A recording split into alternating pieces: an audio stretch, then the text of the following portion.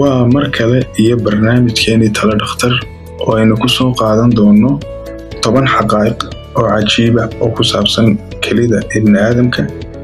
haddii aad ma ogtahay in 25% dhiigga ka yimaado wadnuhu uu yimaado keliyaha? ma ogtahay in mishiinka sifeeya dhiigga qofku ay yihiin keliyaha?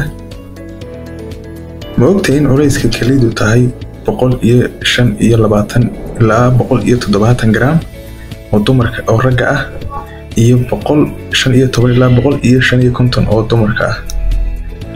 ma ogtahay in kelidaada midig in ay ka yar tahay kana hooseyso taada bidix, sababtuna ay tahay in ta midig uu ka sareeyo beerkii ama liverkii uu ka sareeyo sadarteed cadaadinayo?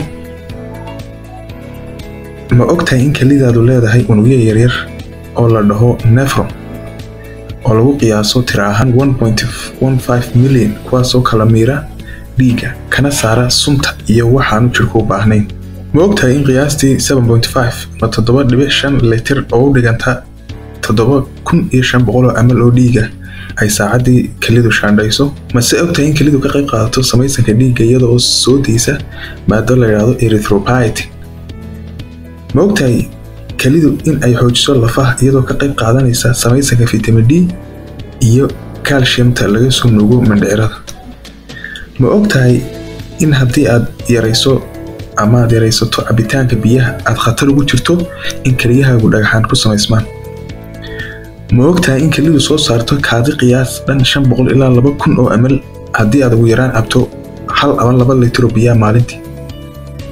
ma ogtahay in qalliinkii ugu horreeyay ee keli lagu bedelaa uu dhacay sanadkii 1933 laakiin lagu guuldaraystay? mase ogtahay in qalliinkii lagu guulaystay kelida lagu bedela dhacay 1954? mase ogtahay in kelidu u qaab eg tahay iniinta digirta oo kale? mase ogtahay in intaa iyo in ka badan shaqaaha ay qabato kelidu? soo maaha markaa in ilaahay aad ugu mahadnaqdo nimcada uu ku siiyey. la wadaaga asxaabta channelka subscribe garee.